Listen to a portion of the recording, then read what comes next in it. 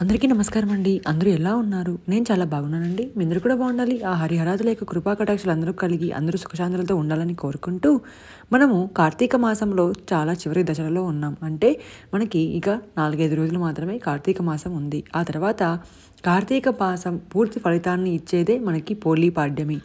అంటే మార్గశిర మాసంలో మొదటి రోజును పాడ్యమి రోజున మనం పోలీ పాడ్యమిగా జరుపుకోవాలి. ఈ పోలీ పాడ్యం అనేది ఎప్పుడు జరుపుకోవాలి, నదిలో దీపాలను ఎప్పుడు వదలాలన్నది ఇవాళ వీడియోలో మనం చూద్దామండి. వీడియో అనేది ఎక్కడ స్కిప్ చేయకుండా చూడండి. శ్రీ దుర్గాదేవి కాళీమాత యొక్క ఆశీస్సులతో మనకి శివరామరాజు గారు ఎక్కడ ఇబ్బంది లేకుండా ఇంట్లోనే మీకు ఫోన్లోనే జాతకం అనేది చెప్పబడతారండి. ప్రేమ సమస్యలు, పిల్లల పెద్దల మాట వినకపోవడం, సంతానం, విడాకులు, పెళ్లి సమస్యలు, భార్యాభర్తల మధ్య సమస్యలు, శత్రు సమస్యలు, ధన సమస్యలు, ఇటువంటి స్త్రీ పురుష వశీకరణ ఎటువంటివైనా కూడా మీకు ఫోన్లోనే సాల్వ్ అవుతాయి. నమ్మకంతో కాల్ చేయండి.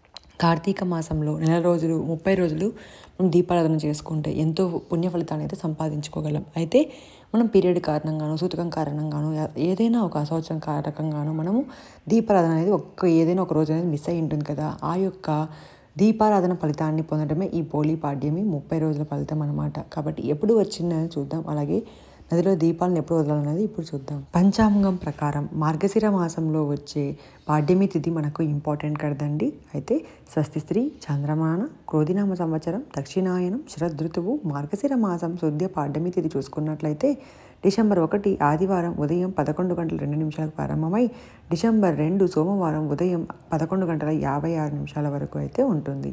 మనకి తిథి ప్రకారం డిసెంబర్ 2 చేసుకోవాలి కాబట్టి సోమవారం రోజున మనం జరుపుకోవాలి. అయితే కార్తీక దామోదరుని పసుపు వినాయకుడిని పూజించుకోవాలి. ఈ పూజ అంతా కూడా ఉదయం 5 గంటల నుంచి 6 గంటల లోపు చేయవచ్చు. నదిలో దీపాలు కానీ, ఇంట్లో తులసి కోట దగ్గర కానీ మనం లేదా దేవుడి గదిలో కానీ దీపాలు అనేవి వదలాలి. అది ఎప్పుడు వదలాలి అంటే ఉదయం 4:30 నుంచి 6 గంటల లోపు అయితే చేసుకోవాలి. ఈ పూజ అంతా కూడా తులసి కోట దగ్గర ఇలా తులసి అమ్మను పూజించుకొని తులసి కోట దగ్గర శ్రీమన్నారాయణుని అలాగే శివకేశవుల ఆరాధన చేసుకుంటూ పూజించుకోవచ్చు. ఈ రోజున ఎవరైనా పిండి దీపం పెట్టుకొని ఉండకపోతే పిండి దీపాలు పెట్టవచ్చు, ఉసిరి దీపాలు పెట్టుకోవచ్చు, అన్నీ కూడా చేయవచ్చు.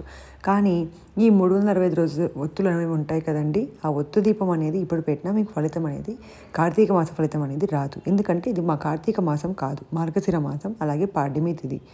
ఇలా చేయటం వల్ల మనకి విశేషమైన లాభాలు ఉంటాయి. అలాగే అరటి డొప్పల్లో కానీ, అరటి చిప్పలలో కానీ, లేదా ఆకు పైన కానీ, ఏవైనా తేలేవి నేను ఆల్రెడీ వీడియో చేశాను కదండి. ఇవి మీకు అరటి డొప్పలు దొరకకపోతే ఎలా చేయాలి అని అలా వాటిలలో చేసుకోవాలి.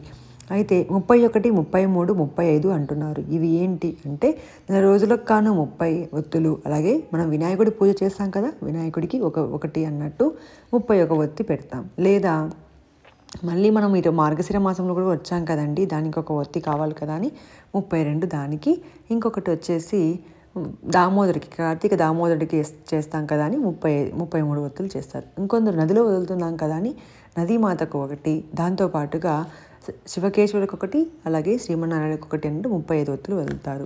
కాబట్టి మీరు 31 కానీ, 33 కానీ, 35 కానీ మీ ఆచారం ఎలాగ ఉంటే అలాగ పెట్టుకోవచ్చు.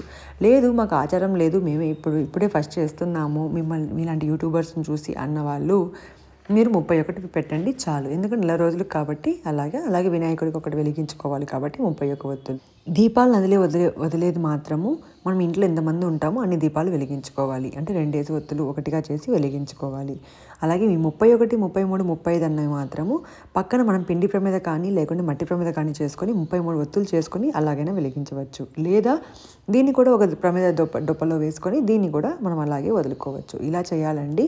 మీరు ఇంట్లో ఎంతమంది ఉంటే అన్ని దీపాలు అయితే వదలాలి. మీరే వాళ్ళందరి తరపున వదలవచ్చు. లేదా ఒక్కొక్కరు అందరూ కూడా పూజలో ఉంటామండి అంటే ఒక్కొక్కరికి వచ్చిన అరటి డొప్ప ఇచ్చేసి వాళ్ళు వదులుకోవచ్చు. నదిలో మనకి అవైలబిలిటీ లేని వాళ్ళు బావిల దగ్గర చేయవచ్చు. బావి లేదన్న వాళ్ళు ఇంట్లోనే చేసుకోవచ్చు. తులసికోట దగ్గర, తులసికోట లేదు అంటే కూడా దేవుడి గదిలో చేసుకోవచ్చు. లేదా కిచెన్లోనే చక్కగా అలుక్కొని చేసుకోవచ్చు.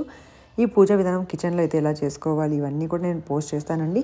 నాన్ వెజ్ అనేది మాత్రం అస్సలు తినకండి. నెక్స్ట్ డే మాత్రమే తినండి. ఆ రోజు అంతా కూడా అసలు తినకూడదు. సాయంత్రం కూడా తినకూడదు.